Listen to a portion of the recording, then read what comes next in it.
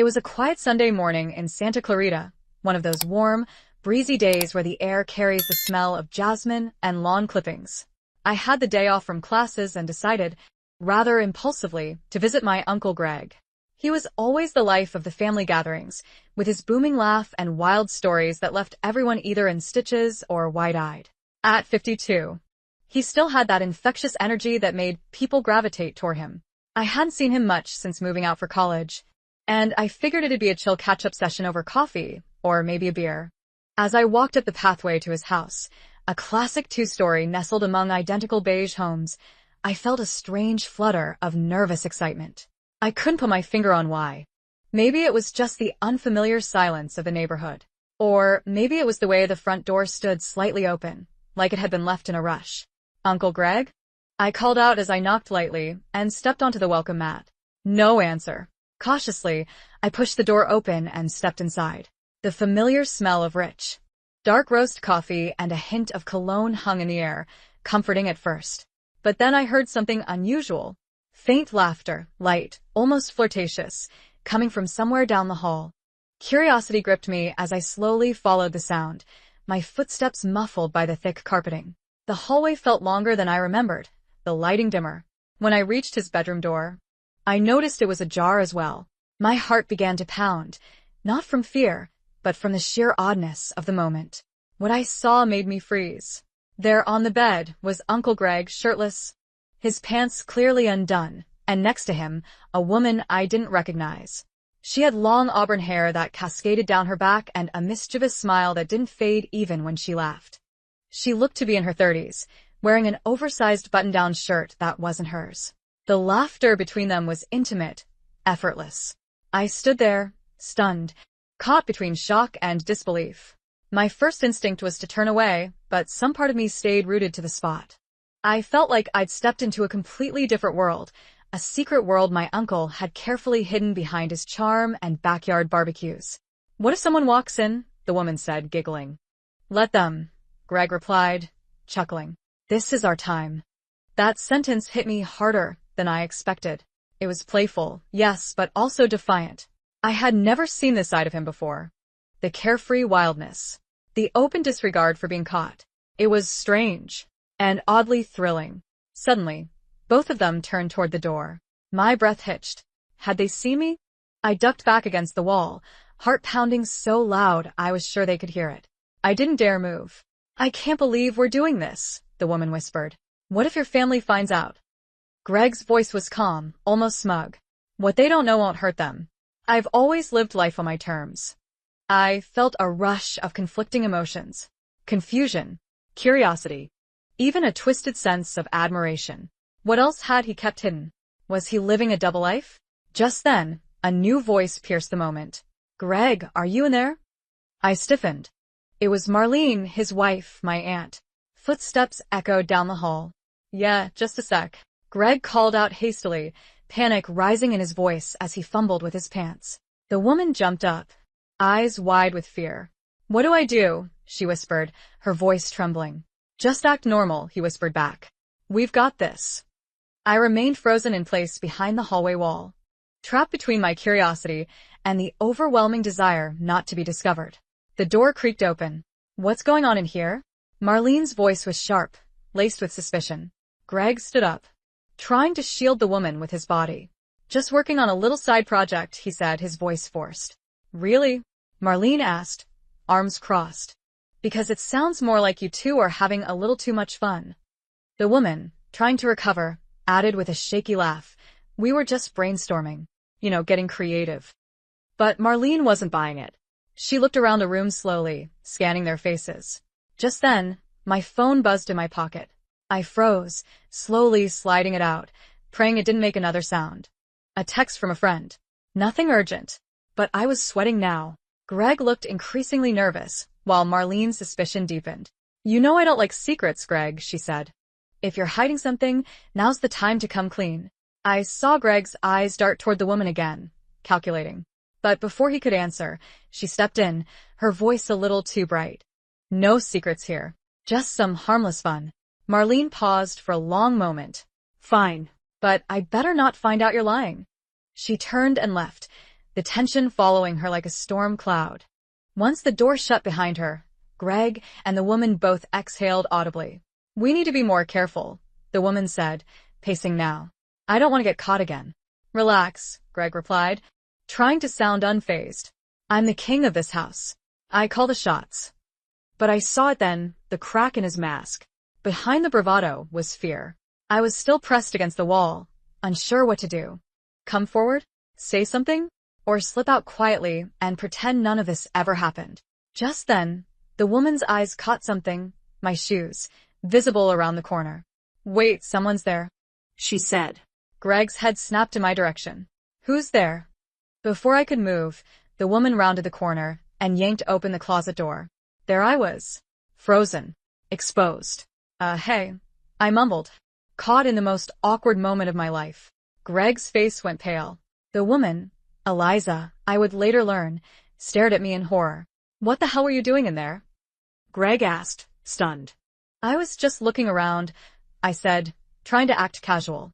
Exploring. Eliza said, arms crossed. "That's your excuse?" "I wasn't spying," I said quickly. "I got curious. That's all." There was a pause.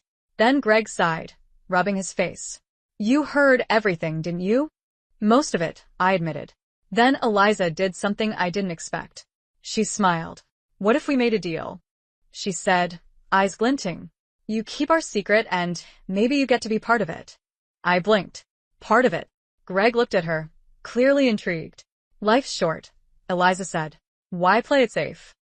My heart thudded. This was insane. But somehow it was tempting. I should have walked away. I should have shut the door, gone back to my apartment, and buried the entire awkward scene under the rug of forgetfulness. But instead I stayed. After Eliza's bold offer and Greg's silence, we all stood there in that quiet, suspended moment. I was waiting for someone to laugh and say it was a joke, but no one did. Greg rubbed the back of his neck, looking half concerned, half curious, and Eliza? She wore that same amused smile, like she knew exactly what she was doing. "You're serious?" I asked finally, eyes darting between them. Eliza stepped closer, her voice low but calm. "We're not asking you to do anything you don't want to do. But you stumbled into something. Maybe it's fate. Maybe it's just dumb luck, and now you've got a choice." Greg shifted uncomfortably. "You're an adult, Jordan. We trust you." Trust. That was a big word, considering the circumstances. I glanced toward the hallway where Aunt Marlene had disappeared minutes ago. Her absence weighed on me, like a presence itself. What would she think if she knew what I had walked in on? What I was now being invited into? "I don't know," I said honestly. "This is a lot." Eliza nodded, not pushing. "Think about it. That's all we're saying." So I left. Not in a dramatic storm-out kind of way, just quietly. No goodbyes, no slamming doors. Just a short walk back to my car, keys trembling in my fingers. I drove home in silence, no music, windows up, heart pounding. But I couldn't stop thinking about it. The next few days were a blur. I went to class, met up with friends, smiled when I needed to. But my mind kept drifting back to that moment, to Eliza's playful tone, to the way Greg didn't deny any of it. The absurdity of it all gnawed at me. What would have happened if Marlene hadn't walked in? What was Greg even doing with someone like Eliza? And why did part of me want to go back? By Thursday, curiosity got the better of me. I texted Greg. Can we talk?" He replied almost instantly. "Greg, of course. Come by tonight if you're free." When I arrived at the house again, it was quieter than before. Marlene's car was gone from the driveway. Greg answered the door wearing a casual t-shirt and jeans, a beer already in his hand. "Jordan," he said, stepping aside. "Come in." The air inside felt different. Not as tense. It was almost relaxed. Eliza was there too, lounging on the sectional in the living room, a glass of wine in her hand. She looked up and smiled when she saw me. "Hey, you came. I figured we should clear the air." Greg offered me a seat, and I took it, cautiously. The three of us sat for a while in relative silence, sipping our drinks, the tension gradually softening with each passing minute. "I've been thinking," I said finally, "about what you offered, about what I saw." Greg looked at me seriously. "I don't expect you to understand it, but I've always lived by my own rules, Jordan. I didn't grow up with a neat, tidy roadmap for what's normal. And I sure as hell don't follow anyone else's rules now. Eliza added gently, it's not about rebellion. It's about freedom, connection, experience. I sat with that for a moment. Okay, I said, surprising myself. Then show me. Eliza tilted her head. Are you saying you're in? I'm saying, I replied carefully, that I'm willing to see what this is about. That was all the confirmation they needed. The next day, Greg invited me to what he called a downtown detour. We met up around sunset and drove into the heart of LA, where the skyline glowed orange against the fading sun. Eliza was already in the passenger seat when I got in the back, her perfume lightly filling the car. The destination was an upscale rooftop lounge nestled atop a boutique hotel in Koreatown, the kind of place that required a password at the elevator and a knowing nod from the doorman. You know people here? I asked Greg as we rode up. I know people everywhere, he said with a grin. The rooftop was surreal. Dim lighting, velvet couches, private cabanas, and a DJ spinning lo-fi beats while beautiful people sipped cocktails. It was the kind of place I'd always imagined existed, but never thought I'd be invited into. We found a booth overlooking the city. Eliza ordered something fancy I couldn't pronounce. I got whiskey on the rocks, trying to blend in. This place is amazing, I said, scanning the crowd. Greg chuckled. This is just a taste. As the night unfolded, I noticed how Eliza moved through the crowd. Effortlessly, like she belonged to the night. She danced when she felt like it. She kissed Greg on the cheek openly, and she never once looked ashamed of it. I watched them, fascinated. At one point, she returned to our booth and leaned close. You're watching, but are you ready to participate? I swallowed. What does that mean? She smiled. It means there's more to life than observation. You can be in the story, or you can just keep reading it from the sidelines. Later, we ended up at a private after-hours lounge, a velvet-draped place hidden behind an antique bookstore facade. We talked with strangers, laughed, danced under dim lights that made everything feel dreamlike. At some point, Eliza took my hand and pulled me onto the floor. I danced, tentatively at first, then more freely. I felt weightless. It wasn't just about breaking rules. It was about breaking rhythm, getting out of the box I didn't know I'd built for myself. We got back to Greg's house close to 3 a.m., tipsy and grinning. As I stood in the driveway, about to head home, Eliza looked at me, serious now. Jordan, she said, you okay? I think so, I replied, breathless. I've never felt like this before. Like I stepped through a door and everything's different on the other side. Greg smiled. That's the point. As I drove home under the starlit sky, I realized something unsettling. I wasn't sure I could go back. The days that followed felt like I was living in two realities. By daylight, I was Jordan, college senior, reliable barista, the dependable guy who called his mom on weekends. But by night, I was someone else, someone freer, looser, immersed in a world I hadn't known existed until that quiet Sunday when I opened my uncle's bedroom door. Greg and Eliza took me deeper into their world. It started with the rooftop lounge and the private bookstore bar, but then came the secret galleries, the invitation-only parties behind nondescript buildings, and the enigmatic people who operated in hushed tones and exchanged glances that carried meanings I didn't yet understand. At first, I told myself I was just an observer, like a documentary filmmaker watching strange creatures in their natural habitat. But that illusion vanished quickly. I wasn't just observing anymore. I was part of it. One night, Eliza texted me, "Come by tonight. Greg's cooking. Just us." When I arrived, the house was dimly lit, jazz humming through the Bluetooth speaker in the corner. Greg was at the stove in an apron, humming along with the music as he stirred something that smelled suspiciously like a five-star meal. Eliza sat barefoot on the kitchen island, sipping wine.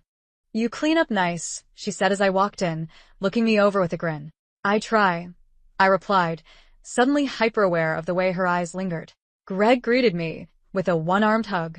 "You hungry?" "Starving." Dinner was surprisingly intimate. Just conversation, laughter, and fantastic food. Greg talked about his younger days, his failed ventures, spontaneous trips across the globe, how he once lived out of a van for nearly a year.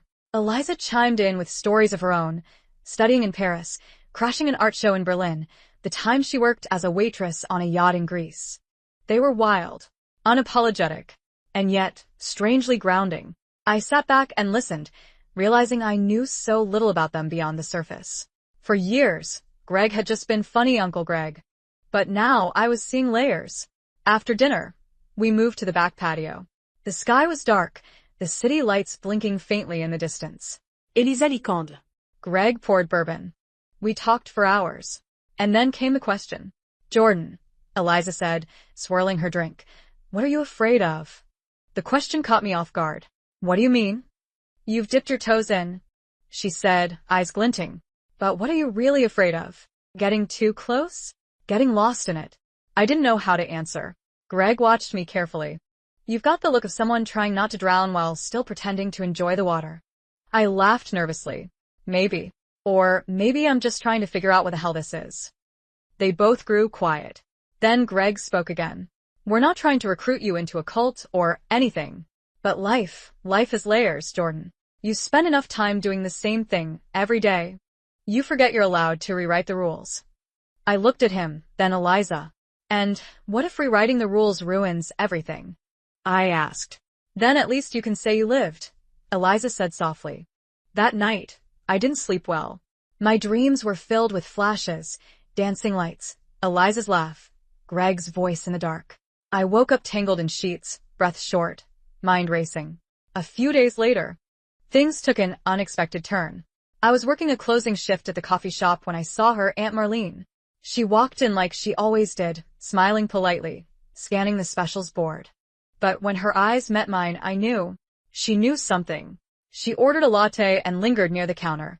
Jordan, she said casually, can I talk to you for a second? I nodded, stepping away from the register. She waited until the room cleared out a bit before leaning in. Is Greg seeing someone? I blinked.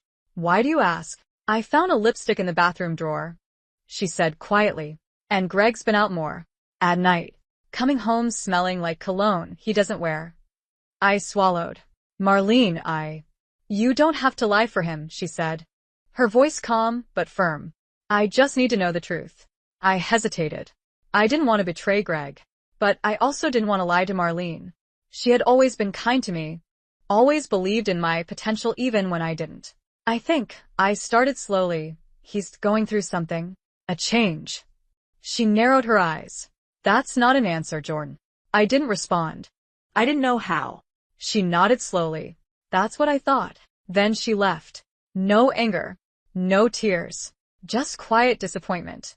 That weekend, things boiled over. Eliza had invited Greg and me to an exclusive art show in a converted warehouse downtown. It was wild. Abstract projections on every wall, experimental music echoing from somewhere unseen. People sipping champagne while standing barefoot on carpeted platforms. I was mid-conversation with a woman in a metallic jumpsuit when I saw her. Marlene, standing across the room, watching us. Her eyes found Greg first. Then me. Then Eliza. Her expression didn't change. But I felt like I'd been punched in the gut. Greg cursed under his breath. What the hell is she doing here? I don't know, I whispered. Eliza remained calm. Let me talk to her. She made her way through the crowd and reached Marlene before Greg, or I could stop her. They spoke quietly, tense, controlled. Then Marlene turned and left. Eliza returned moments later. She wants the truth, Greg. You owe her that much. Greg rubbed his face. I've been selfish. Eliza nodded. Yes. But now you've got to decide. Are you going to live two lives forever? Or are you going to be honest? We left the show early. Back at the house, the air was heavy. Greg sat on the couch, head in his hands. I didn't mean for it to get this far, he said. I just wanted to feel alive again. Marlene and we've been roommates for years. That spark? It's been gone for a long time. You should talk to her, I said. She's not stupid. She's hurt. He nodded slowly. You're right. The next day, Greg invited Marlene over. Eliza wasn't there. I wasn't either. He wanted it to be private. Later that night, he called me. It's done, he said. What do you mean? I told her everything. She cried. Then she thanked me for telling the truth. Are you guys done? I don't know. But at least now we're not pretending. I sighed, unsure of how to feel. The world I'd stepped into was unraveling in pieces, and yet, it didn't feel wrong. It just felt real. The weeks after Greg's confession were quieter than I expected. Marlene didn't explode. She didn't pack her bags or burn his clothes on the front lawn. Instead, she left with her usual calm, her shoulders straighter than I'd ever seen. Greg said she cried, but not out of anger, out of release. As if finally, the mask they'd both been wearing had peeled off and they could breathe again. For a while, Greg stayed home. No wild parties. No late-night lounges. Just him, his thoughts, and the faint sound of old jazz drifting through the house in the early evenings. Eliza kept her distance, giving him space. So did I. I didn't know what to feel. I had been caught in the whirlwind, swept up by freedom, adrenaline, and the dangerous comfort of not asking questions. But now the dust had settled, and what remained were the people we'd been before everything started. Only different. One night, Eliza texted me. Eliza, meet me at the Overlook. 10 p.m. It was the cliffside spot on the edge of the valley, where you could see the whole city shimmer beneath a blanket of stars. I hadn't been there since high school. When I arrived, she was already sitting on the hood of her car, the soft glow of the moon lighting up her face. She looked like she belonged there, timeless, steady, wrapped in quiet mystery. You came, she said, smiling without surprise. You asked. We sat for a moment in silence, staring out at the world below. I miss it, she said softly. The chaos. The nights we made it up as we went. The thrill. I nodded. I do too. She turned to me. But we both know it couldn't last. At least not like that. I think we were pretending it could. Pretending feels good. Until it doesn't. I glanced at her, surprised at the weight in her voice. You okay? She shrugged. I will be. Greg and I, what we had, it was never about permanence. It was a season. A firework. I didn't think you'd walk away. I'm not walking. I'm just not standing still anymore. I looked down at my hands, unsure what to say. I wasn't sure where I fit in the story anymore. I had started as an accidental witness and somehow ended up as part of the show. Eliza shifted, her voice softer now. What about you, Jordan? What did this all mean to you? I thought about it. About the way I'd felt when I first stumbled into Greg's hidden world. The curiosity, the discomfort, the temptation, the choices I made, the rules I bent, the truths I ignored, and the things I discovered about myself in the process. I think I needed it, I said, to see that life isn't always about doing what's expected, to feel something unpredictable for once. She smiled. That's what I hoped you'd say. We talked until the stars were fading into morning haze. Then she stood, gave me a long hug, and whispered, We'll meet again. Not in the same way. But we will. And then she was gone. Back at Greg's house a few days later, I found him in the garage, working on the old motorcycle he'd been promising to restore for years. He looked up when I stepped in. Didn't expect you. Didn't think I needed a text first. He grinned. You never do. We stood there for a moment, surrounded by the scent of oil and sawdust. The quiet hum of tools left running. How are things with Marlene? I asked. He sighed, wiping his hands on a rag. Better. Surprisingly. We've talked more in the last 2 weeks than we did in the last 2 years. And Eliza? He paused. Gone. At least for now. I nodded slowly. Do you miss it? He looked thoughtful. I miss who I was when I was with her. But I also like who I'm becoming now. If that makes sense. It does. He leaned back against the workbench. You know, Jordan, I was reckless. I dragged you into something I wasn't sure I understood myself. And I'm sorry. You don't have to be. Ego. But I also want you to know, I don't regret it. I saw you wake up a little. You've always been smart. But now? You're alive. There's a difference. I didn't respond, but I knew what he meant. That night, we grilled steaks, drank whiskey, and sat under the patio lights. For the first time, the silence between us wasn't awkward. It was peaceful. A month later, I got a postcard. No return address. Just a photo of a quiet beach in Portugal. On the back, a single sentence. Don't play it safe. Life's too short. Eh. I smiled. She was out there somewhere, still chasing the wild, still writing her own story. And me? I wasn't the same guy who had stumbled through that cracked bedroom door months ago. I had tasted something unpredictable, something messy, something undeniably human. And I wasn't ready to let that go. Maybe it wasn't about staying in that life. Maybe it was about carrying it with me. The reminder that rules can bend, paths can shift, and sometimes the best parts of life are the ones you never saw coming. We sincerely thank you for joining us for today's special story. If you enjoyed it, we kindly encourage you to subscribe to our channel. Give this video a thumbs up and share your reflections in the comments below. Your continued support inspires us to bring you more meaningful and engaging stories every single day. And click on the video above to see more inspiring stories, my dear.